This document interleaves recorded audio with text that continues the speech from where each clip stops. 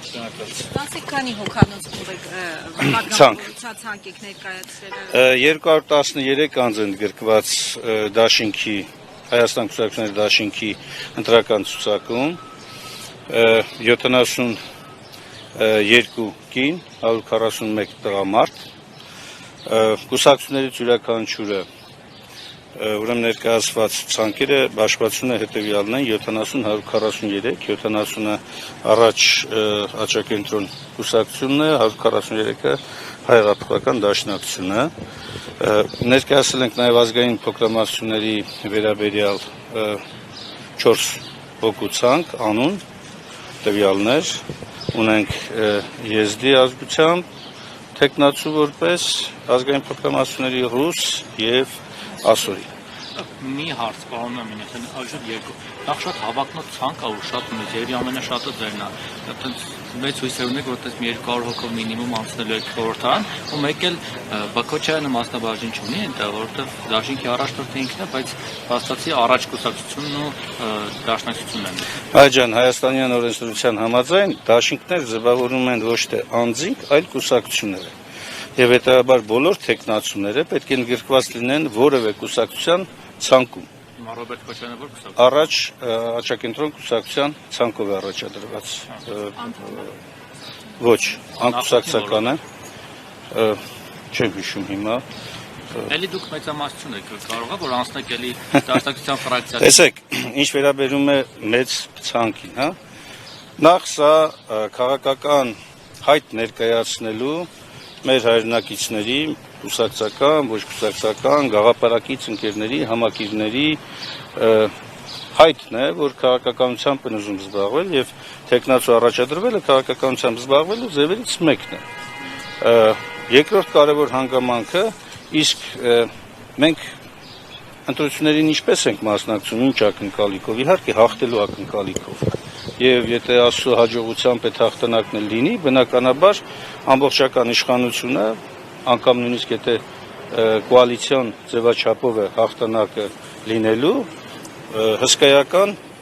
տեղաշարժեր կարող են լինել ցանկում։ Նախորդ անգամվա վստահությամբ եք գնում հաղթանակի, թե այս անգամ մի քիչ այլ վստահություն ավելի ուժեղ։ Նախորդ անգամվա վստահությունը կամ այս անգամվա վստահություն չգիտեմ ինչ նկատի ունեք, բայց մենք վստահությամբ գնում ենք բոլոր ընտրություններում այն համոզումով, որ ընկալելի կդառնանք մեր հայրենակիցներին եւ մեր հայրենակիցների մեծամասնությունը իրենց վստահությունը կտան մեզ։ Անգամ էլ չհաղթեք, օրինակ կմնաք էլի ընդդիմադիր ֆրակցիայում կաշխատեք պատգամավոր ձեր թիմակիցներից հետո չլինեք։ Դա այս անգամ գոնե մանդատները կդնեք։ Տեսեք, նախ առաջին հերթին դա ընտրություններից հետո է որոշվելու ինչ իրավիճակ է ստեղծվում եւ որոշվելու է ոչ թե միանձնյա կամ ինչ-որ փոքր խմբով, այլ որոշվելու է քաղաքական ներկայացվածությամբ կուսակցությունների կողմից իրենց որոշումներին անպատասխան հետևաբար այս պահին նման հարցի անդրադառնալը համարում են ոչ միայն ժամանակավրեպ, ոչ տեղին, այլ նաև արդյունքներով պայմանավորված։ Անդրադառնալ ձեր ընտրողներին ասել, որովհետև այս 4-5 տարվա ընթացքում շատ քննարկվեց, թե ինչու ընդդիմությունը մանդատները չի դնում, ինչ արդյունավետություն է ցուցաբերում այնտեղ որպես ընդդիմություն։ Այ ջան, ես քեզ կարող եմ իմ անունից պատասխանել։ Ես իմ որոշումով ցուցակում հետին տեղի վրա եմ, հենց այդ պնդումով, որպեսզի նախ հանրությանը նաև ու մեր մյուս ընդդիմադիր գործընկերներին ասելու, որ տղեկ մանդատի կռիվ չի սա կամ իշխանությունը փոփոխում է եւ մենք վերադառնում ենք արժանապատիվ անվտանգ Հայաստանի հայեցակարգին,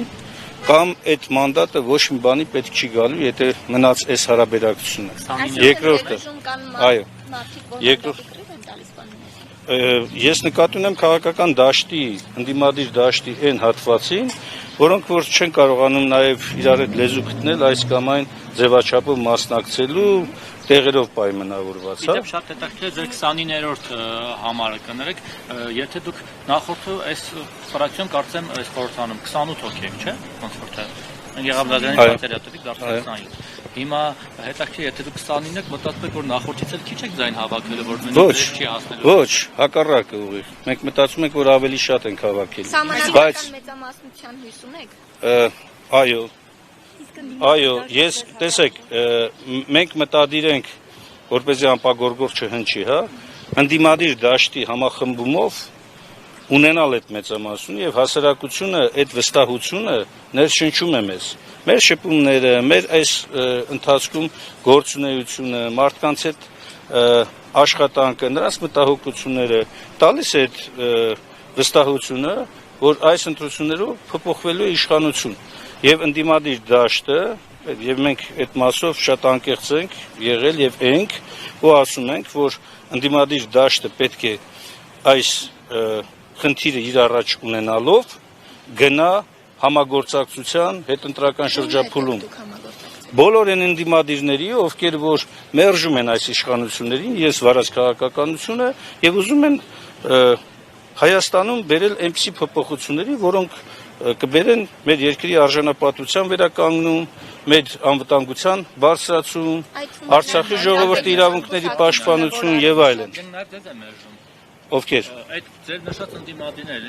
այդքան մեծ չի ցանկը որ չկարող նորոշենք օգնել։ Աստված իրենց հետ։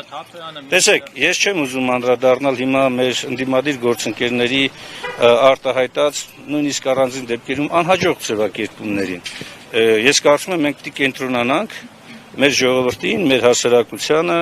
մեր հայրենակիցներին, թե Հայաստանում, թե Սփյուռքում, ովքեր որ իրավունք ունեն մասնակցելու ընտրություններին, կենտրոնացնելու այս իշխանություններին հեռացնելու օրակարգի շուրջ։ Անկամ նույնիսկ եթե կա քննադատություն, մենք կարող ենք հարգանքով մոտենալ այդ քննադատությանը, բայց որևէ ձևով